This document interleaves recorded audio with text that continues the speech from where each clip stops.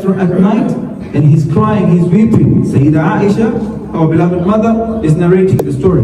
Then performed sajda until kept on weeping in his posture too. In this posture too, he stood up for the sajda and remained crying. He remained in this state till the morning, when Bilal came to call out the adhan. I say, now that is not a normal situation. You see Rasulullah sallallahu alaihi wasallam crying in his ruku, in his sujood, in his standing, everything. So our beloved mother, Sayyidah Aisha radiallahu ta'ala anha, asked, "O Messenger of Allah, why did you cry so much?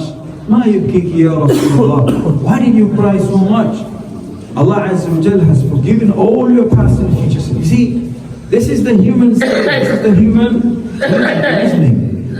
Because the Sahaba, عليه, including his wife, because they're called Sahabiyat, as we all say, Al-Mu'mina Hafsa, Al-Mu'mina Aisha, Al-Mu'mina Khadija, they all narrated so many, they compiled so many ahadith.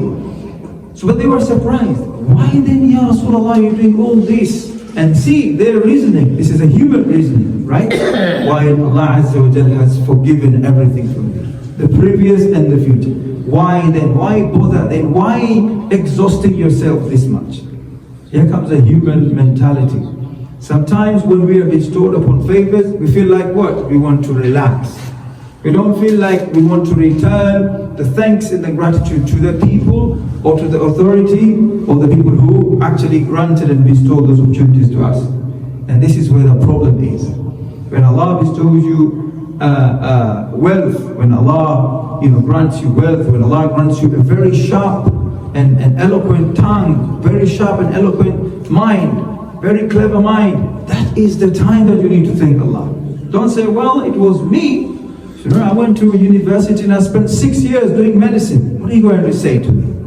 It was my sharp brain, it was my effort. No, not you. That is, Allah Azza wa Jalla has highlighted something to you. You need to go back to thank Allah Azza wa Jalla. Because it is Allah who gave you that ability and the capability of going to university and having that sharp mind. And Allah has appointed you to become one of the few Muslims who will go and study engineering, who will go and study medicine and represent Islam at the hospital.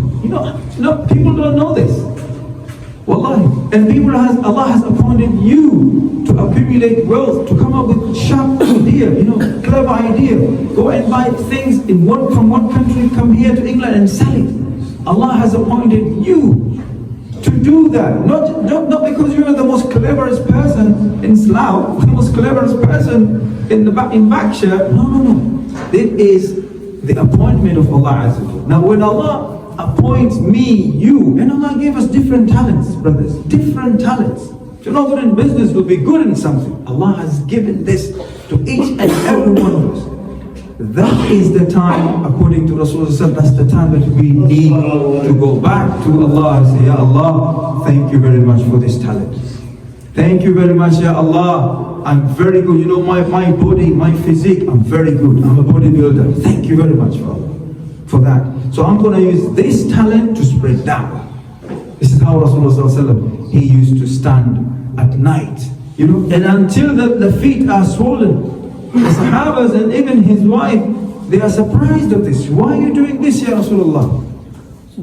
So Sayyidah Aisha radiallahu ta'ala anha,